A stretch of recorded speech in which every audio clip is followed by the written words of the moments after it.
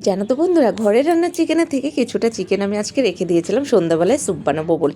তাই সন্ধ্যাবেলায় দেরি না করে বসে গেছে স্যুপ বানাতে। তার জন্য কিন্তু প্রথমেই গাজর, বিনস, ক্যাপসিকাম, একটু রসুন আর আদা কুচিয়ে নিয়েছিলাম। তারপরে কড়াতে সামান্য সাদা তেল দিয়ে গোলমরিচ, রসুন কুচি আর আদা কুচি আর সাথে দুটো তেজপাতা ফোড়ন করে ওই চিকেনগুলো দিয়ে একটু এপাশ ওপাশ করে নিয়ে তারপরে কিন্তু দিয়েছিলাম আমি এখানে 1 লিটার জল।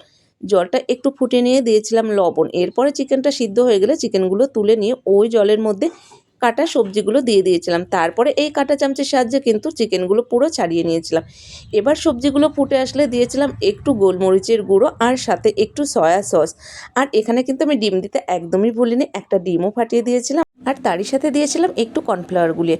আর জানো তো বন্ধুরা, বেশ কিছুদিন ধরে কিন্তু আমার ভিডিওতে একদমই ভিউ আসছে না, আর যেটা দেখে কিন্তু আমার একদমই মন খারাপ হয়ে যাচ্ছে। দেখো, এদিকে কথা বলতে বলতে স্যুপটাও একদম রেডি হয়ে গেছে। স্যুপটা আমি নামিয়ে নিয়েছি। আর স্যুপ রান্নাটা কেমন লাগলো অবশ্যই কিন্তু জানিও। আর তারপরে দেখো পরিবেশন করেছিলাম আমি এই চায়ের কট্টাগুলোর মধ্যে।